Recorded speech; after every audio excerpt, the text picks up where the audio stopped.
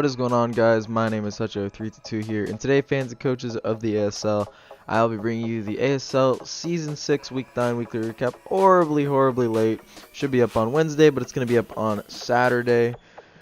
My apologies, just, the excuse, busy. But, yeah, so transactions was not late this week. There were no transactions made in this week.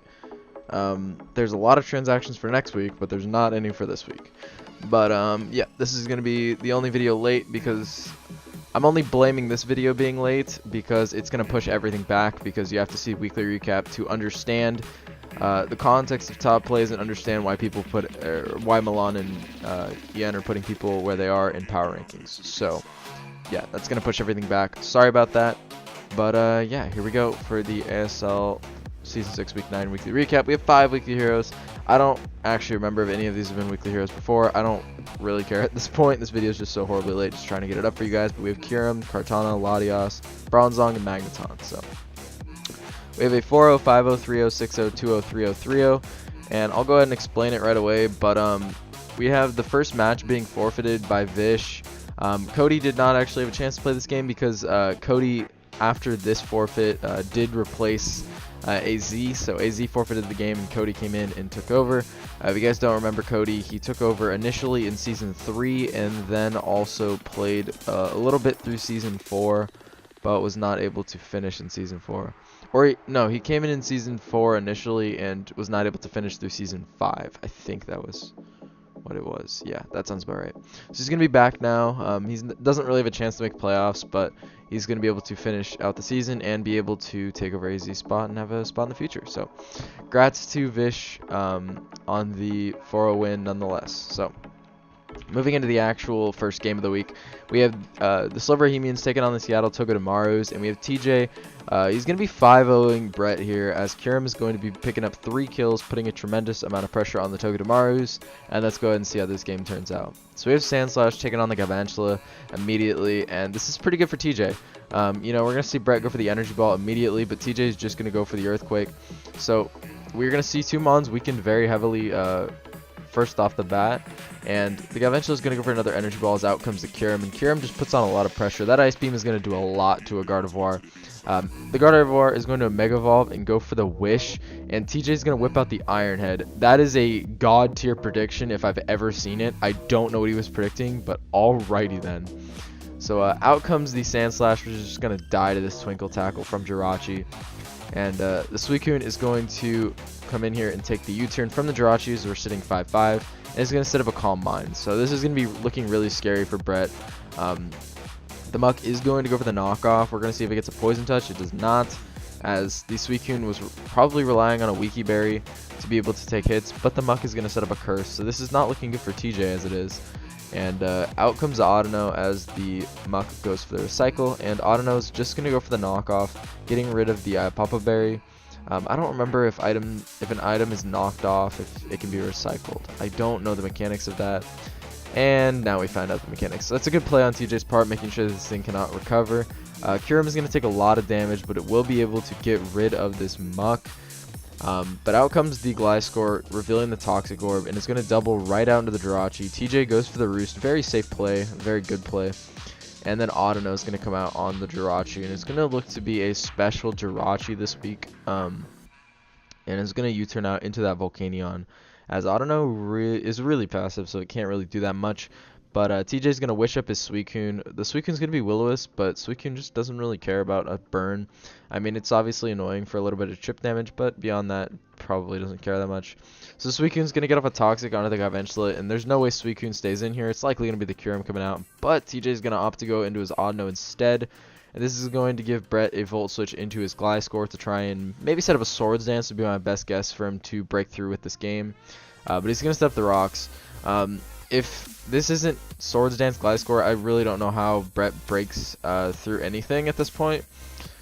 So we're going to see Suicune get a lot of damage off of that Scald, and Gliscor is really trying to chip it down, but the Suicune is going to be outspeeding, which is a big hindrance for the Gliscor. But the Gliscor is going to force it out, as Brett goes into his Muck, which is probably not the greatest because it's not going to beat this Kiram.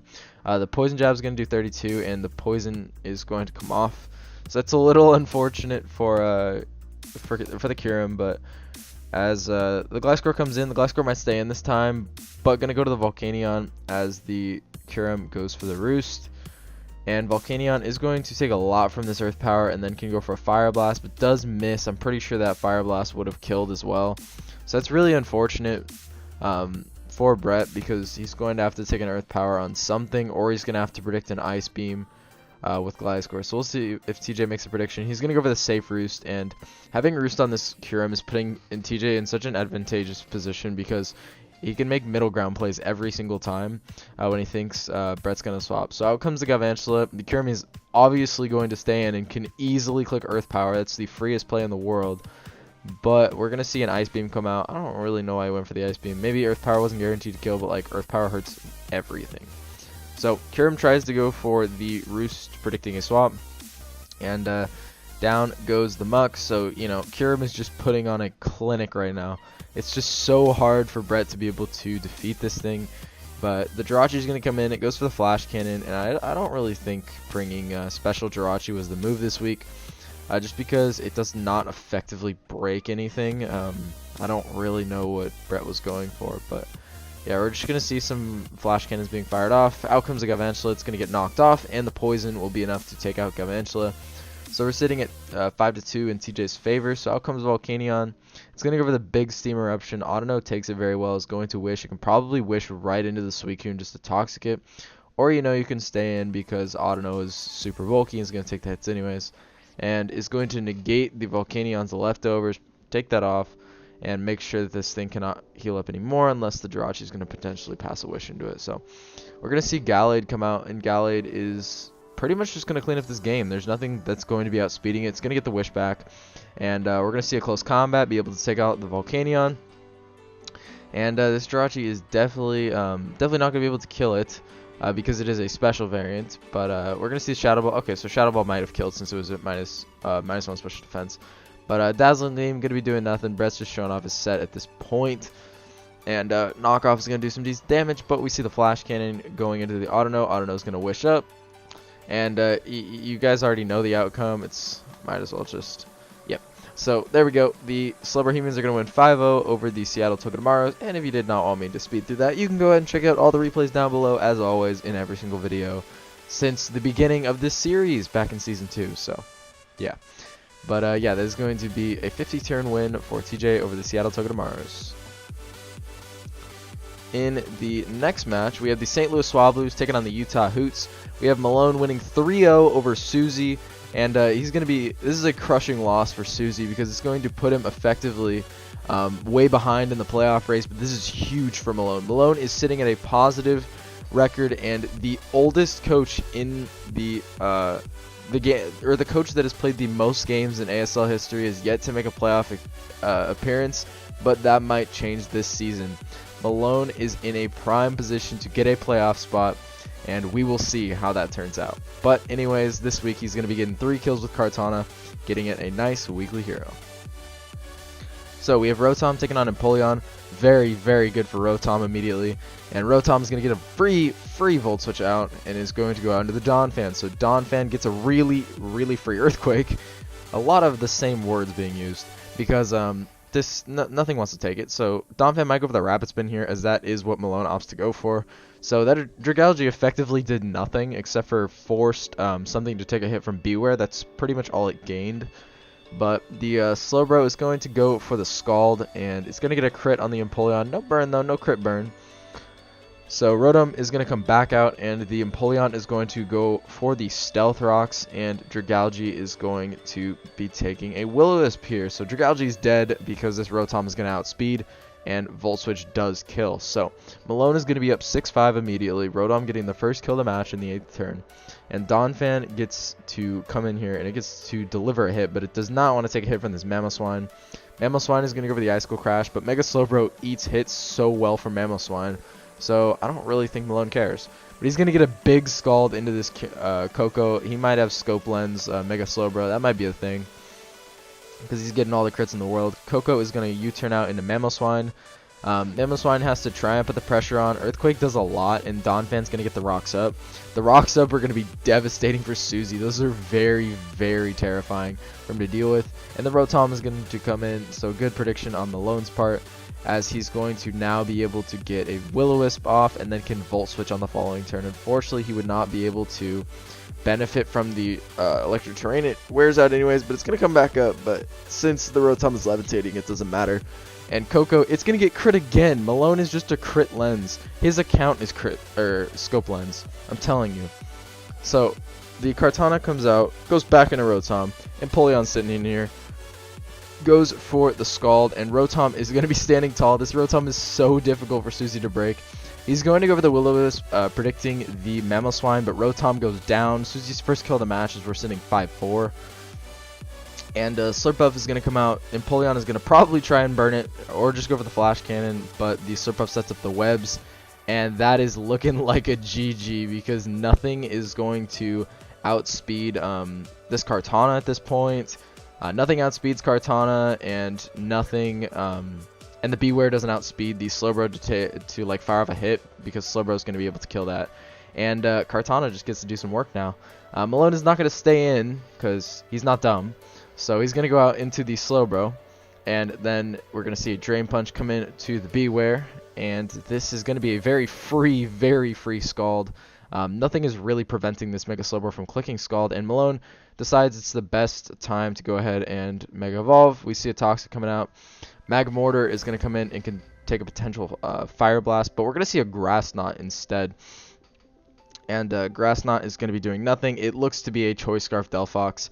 And Malone is whipping out the heat. He's got the belly drum. It's time.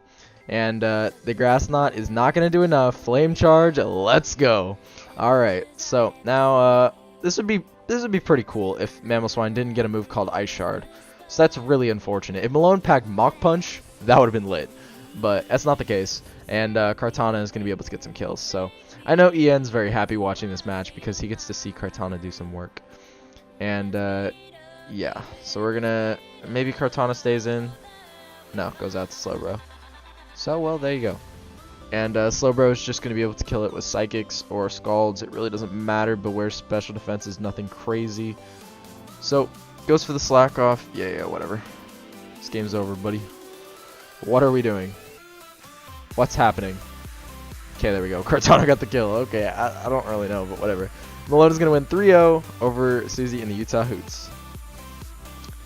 For the next match, we have the Philadelphia Flygons taking on the Portland Timbers, as Latios is going to get a nice, clean 6-kill stat line, as the Portland Timbers are going to 6-0 the White Ferret and the Philadelphia Flygons, effectively removing him from the playoffs, I think, at this point. I don't know. It's either this week or if he loses one more week. I don't know. Either way, let's go ahead and hop into it. So we're going to see Rotom Heat leading out against the Heliolisk. And Rotom's going to go right out into the Latios, predicting a Surf. And sitting in with Latios, Latios is going to go for a Calm Mind. So, predicting the Sylveon to be the answer, I Calm Mind up again because this Latios is packing a Roselli Berry. With that Roselli Berry, I'm going to be able to get 3 Calm Minds up, making this Sylveon unable to break my Latios. And I can go for the Recover now. And now the only thing that stops me from sweeping Ferret's entire team is a Scarf Haxorus. So, out comes the Celesteela. It's going to die to a Thunderbolt after Sylveon dies to a Psyshock. And Haxorus is going to come out. I debate the play for a while, but Latios gets a Psyshock kill. And with 3 Calm Minds up, this is looking to be the game. Latios is going to go for another Calm Mind on the Torkoal, just trying to be able to effectively break it more. Torkoal misses the first Toxic, but it really doesn't matter because I have Mons. It still would have been a 6-0. Latios might not have gotten every kill, though. But Latios is going to sit in here, and Heliolisk comes out. It is Scarf Heliolisk.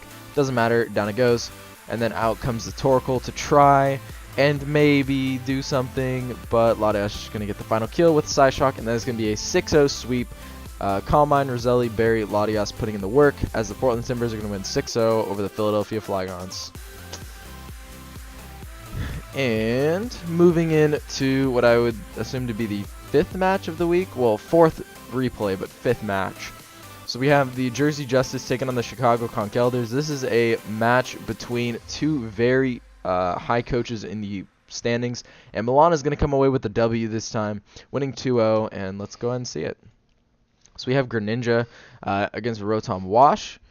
And the Lantern is going to come out on the Rotom Wash, which is going to be effectively able to take every single hit that it wants to throw at it. So Lantern goes for the Toxic onto the Aromatisse. It's going to be very helpful for Milan being able to chip down this Aromatisse. And Cofagrigus is going to take a Moonblast. It actually takes it pretty well, considering Cofagrigus is not seen to be the best special wall.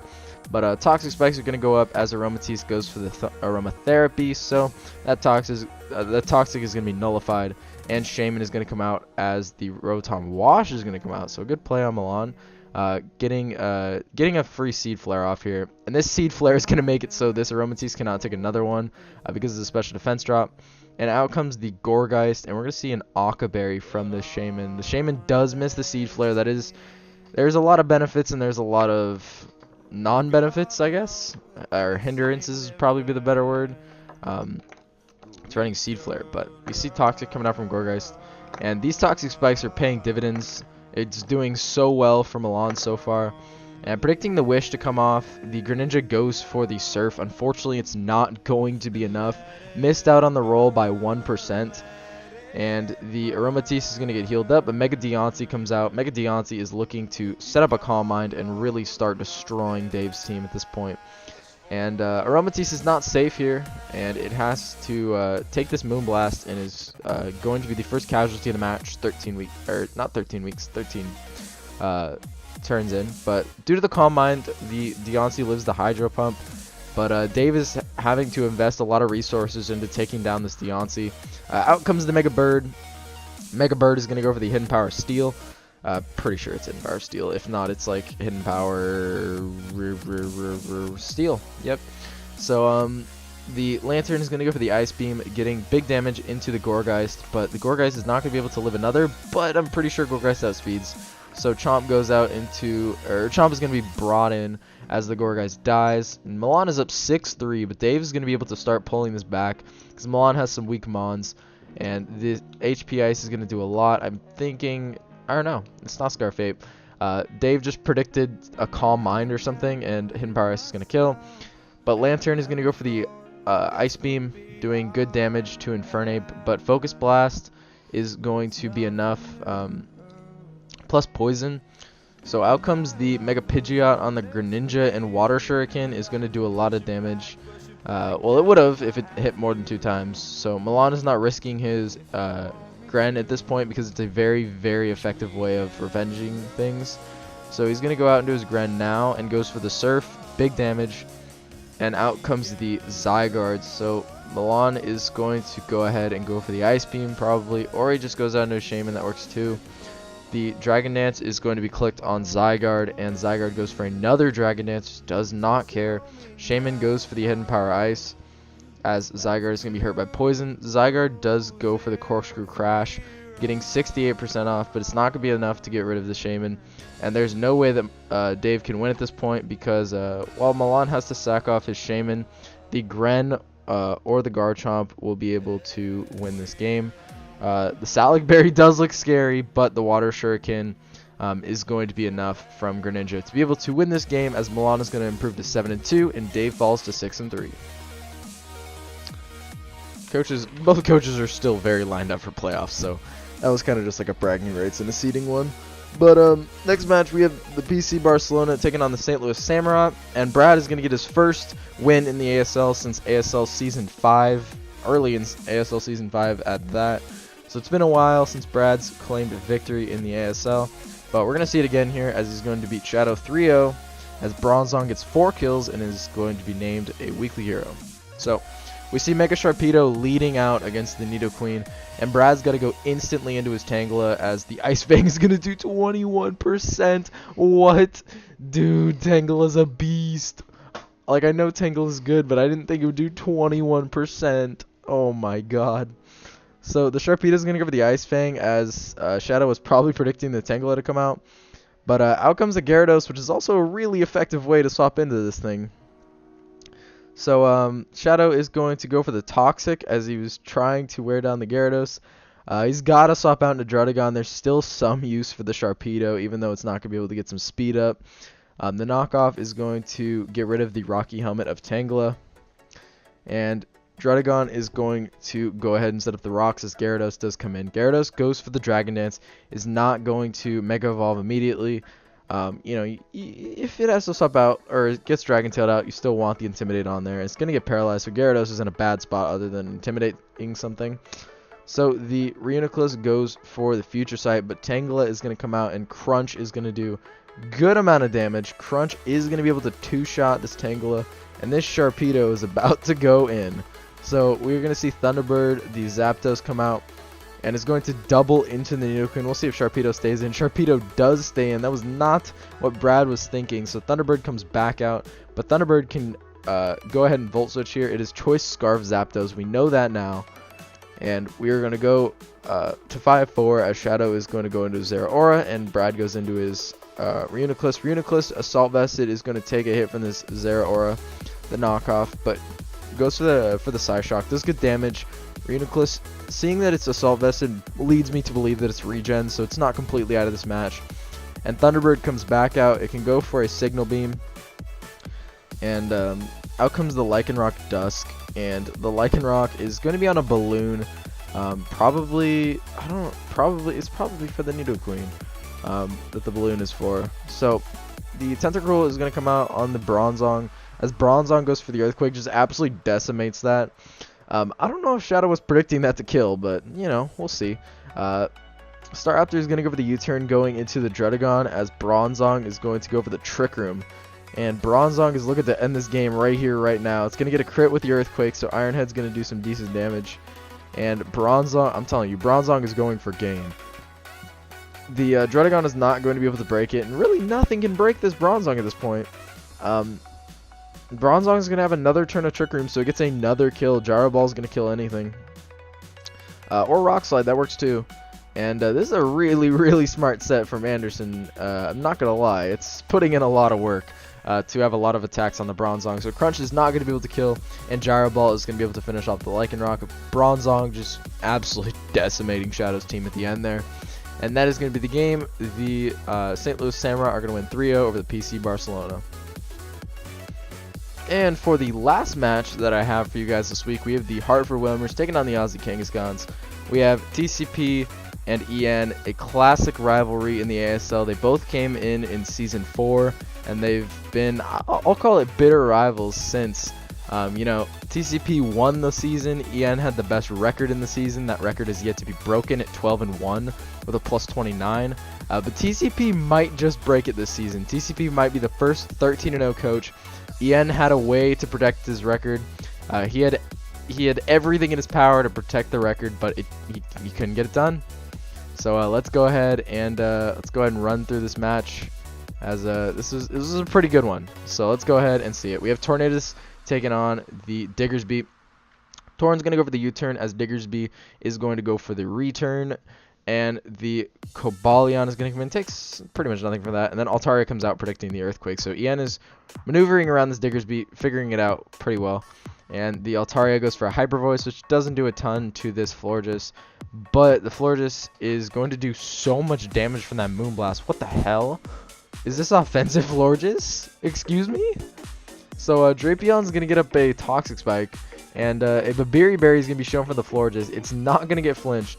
And this Florges is doing work. Oh my god.